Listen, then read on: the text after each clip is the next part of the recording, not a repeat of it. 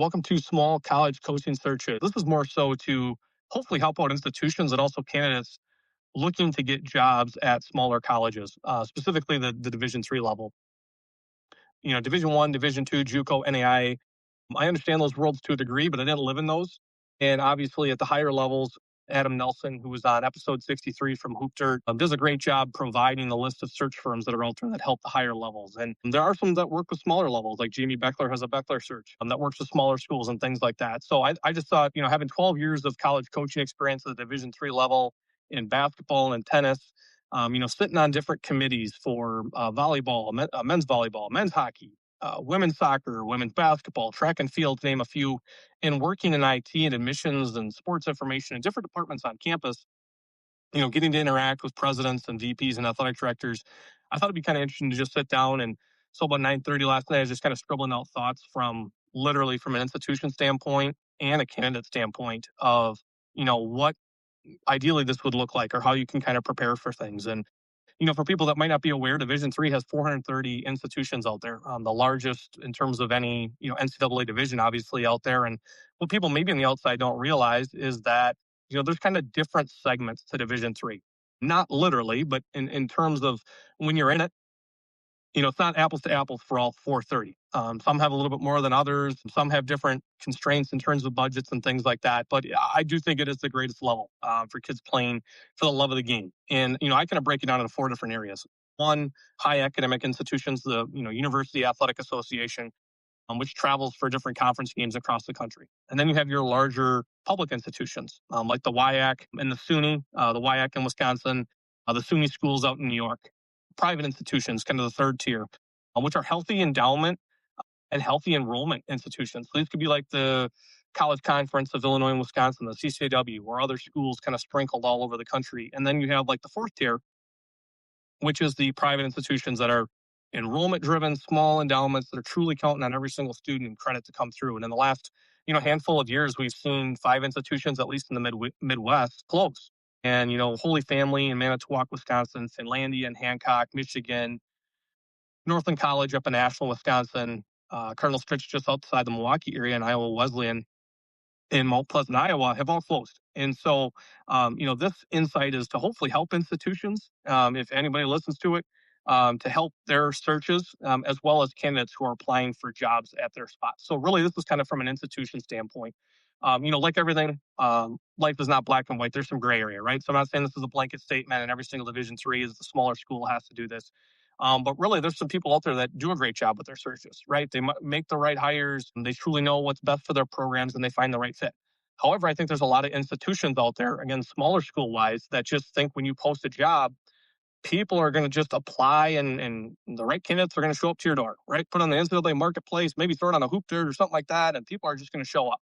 Well, really, I think if you want to have a healthy athletic department at a smaller school, you need to be a headhunter just like you would be when you're recruiting and trying to find talent, right? You can't just sit there and wait for people to show up. Like if you were on the coaching standpoint, you wouldn't just sit there and wait for individuals to come play for your team, right? You're going to go out there and actively recruit them and try to talk to people and see who's interested. And to me, that's what you have to do as an athletic director. Whether the athletic director is doing that, the associate athletic director, somebody has to have an idea and be connected enough to be able to go out there and reach out, because if the president or chancellor walks in and the day before the men's basketball coach, stepped away from the program and they walk into the athletic director and say, well, what's the plan? That athletic director should have 3 to 5 names in pretty much every sport of at least names or ideas of people, programs that are strong, different things like that of where, hey, we should reach out to these people. Or, why is that school a state away? They've changed their complete culture and all these wins in the last 3 years. Like, what's going on there? Like, be curious, right? And if you don't have people internally that are doing that, well, you got to have some truth tellers like Matt Doherty shared on episode 15 here of the Fire Coaches podcast of having truth tellers, of people that are literally going to tell you exactly what you need to hear, but are also connected in a way that they can help you if you're not out there being able to actually figure out who are good candidates and things like that. I think again, athletic directors, associate ADs, they're running across coaches all the time, hosting home events, conference tournaments, different conferences and things like that. You just got to find the right fit. And so in that process, I think certain schools have certain rules to abide by in terms of how long a job's open, but really thinking about ahead of time, like how long are our jobs going to be open? How is our committees going to be formed? Not just randomly like, oh, we'll give this person a chance to be on the committee. Like, really take it seriously, right? Like, here are the impactful people that we want on here and why, and what different departments on campus do we need? Do we need admissions? Do we need student life? Do we need fundraising? Does the president want to be involved? Do they have to be involved? What alumni are going to take part on that meeting? Or is it going to be people that are giving the most money? Is it going to be alumni specific to that sport? Same thing with players. Is it going to be upperclassmen? Is it going to be a mix of players? Are you open to taking emails and phone calls from people who are supporting that candidate? Are you not? Because, if you don't really lay those rules out there, it's no different than coaching. If you don't tell the parents, like, hey, I'm going to talk to you about everything but playing time, you don't say that. Well, you just open the door for some conversations with the parents about playing time, I guess, if you're not laying the guidelines there. The biggest thing is don't do the dog and pony show. And what I mean by that is really wasting people's time. If you know the candidate that you're going to hire, don't sit there and go through the whole process, make everybody go through these phone interviews, the on-campus stuff, alumni, players, campus people. It's just a waste of absolute time and really frustrating from a candidate standpoint. If you're going to truly open up an interview, like make it a real process, make it legit. Don't just have an open forum or three or four, different meetings and you're checking the box and when you know who you're going to take, right? Everybody wants transparency and clarity. I know there's a lot of assumptions out there where it's like, we should give people a chance to interview and get their skills better. Well, if you already know who you're going to hire, don't do that. It's just a waste of time. And actually, people are probably going to be more pissed off in the end than they were to begin with.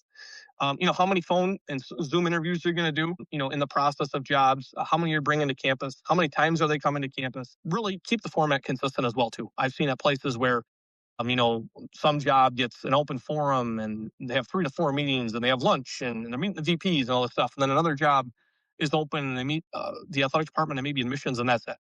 Keep it consistent so people even in your department know what to expect. And then what are you valuing? Are you valuing winning, graduation, recruiting, retention, fundraising, getting the community involved? I don't know what it is, but don't say all of it. Yes, they're all important pieces to the job, but really, what are you valuing truly in that job and what do you want to change? And then who's the point person in making the decision? Another key point in terms of candidates going through it, they really want to know, is it the board? Is it a president? Is it a chancellor, VP of enrollment, a VP of advancement, the AD, a committee? Who is it? Because this is another pain point of having too many chefs in the kitchen, where you have all these people that have all these ideas and thoughts and stuff like that. And at the end of the day, it's frustrating for everybody involved because you don't have a clear cut idea of who's truly making the decision. From the candidate standpoint, and I've seen candidates be hired at various schools from various different roles. I've seen assistants get promoted from good teams and bad teams. I've seen interims get jobs and not get jobs. I've seen people get jobs because they knew somebody on a board. I've seen people get a job because they knew somebody in admissions. I've seen people get a job because they won the press conference, and people who've gotten jobs in the same league. There's a lot of different ways to go about it. But I have some thoughts here on truly what I think can help people in the long run of going through an interview process. And really the biggest thing is trying to find out, who the decision maker is. Obviously, that's the biggest thing when you get involved in the process. But what can you do? I always hear this from coaches about how can I get a better chance at getting to a job? There's only so many head jobs across all divisions of college athletics. My time coaching college basketball for 12 years, I applied at 5 different institutions in 4 different leagues. I didn't get any of them. I basically kind of threw in the towel when the alma mater, my job came open, went through the process, didn't get it, and was kind of like, well, I've applied. This is now the 5th spot I've applied at in 12 years. I didn't get the job at the place that I grew up at, basically. Like, it's kind of hard, and this is a real thing for people, is to show people on the outside at other institutions, to their departments and their administration, like, what can you bring to our campus? How can you lead our department? So here are some tips that I think can help people try to get their door into an interview process. And some of these are really not earth-shattering by any means, but I think just steps that can help. One, obviously networking, right? Very cliche word, just like culture, but networking, I think the biggest thing is it still is who you know, right? So to me, it's like there's just so many easy steps that people don't take part in or don't see as opportunities. And so, you meet coaches and athletic directors all the time when attending games on the road, right? And in the college sports world, especially Division III, everyone's got a website and a staff directory. You should know basically all the head coaches and even the assistant coaches on those teams and be able to Google and just kind of see their backgrounds. Excuse me. And strike up genuine conversations. Even if it's just a short 5-minute convo, ask about their background, how they got there, things like that. You may have some commonalities you don't even know about.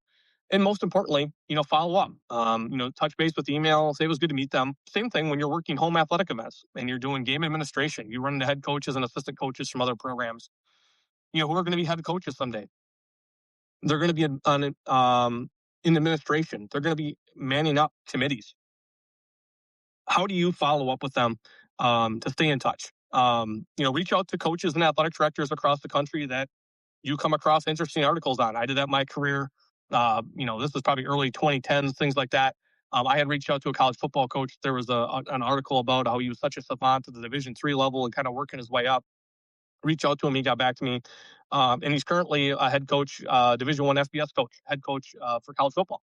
And so it's those things that you just never know. Just reaching out and being like, "Hey, keep going," or "Hey, I see what you're doing," or "Hey, I'm really interested in this." Just pick up the phone and having a conversation with people. You never know when you'll come across those people, and if not, and you don't, like, no big deal. It's just the right thing to do, right? To kind of champion people and pick people's brains and things like that. Another thing, building genuine relationships is something I'm very big on as well too. Better to know 50 coaches in and out, know their wife's name, their kids, get to know them really well, as opposed to just knowing 500 coaches and seeing all these people at the Final Four and be like, "Hey, coach, if you need anything, let me know, man." And, "Hey, coach, how are things going?" It's like, no, know their first name, get to know them, build an actual relationship with them. And the last thing I would say is, creating a podcast. Obviously, this is how this is all kind of built around, is this podcast here. But I'm really passionate on people just starting a podcast. Super easy nowadays. There's so many platforms out there that can allow you to push your information out there, deeply connect with people. I'm going to start a second one here, just kind of chatting with friends and family to kind of get to know them a little bit more. And again, at the end of the day, it's free material that if you're going to go get a coaching job, you can send that information along and be like, "Hey, here's a 50-minute conversation I had on my coaching philosophy, and here's what I view Division III athletics is, and here's how I'm going to change around a program," and all that kind of stuff.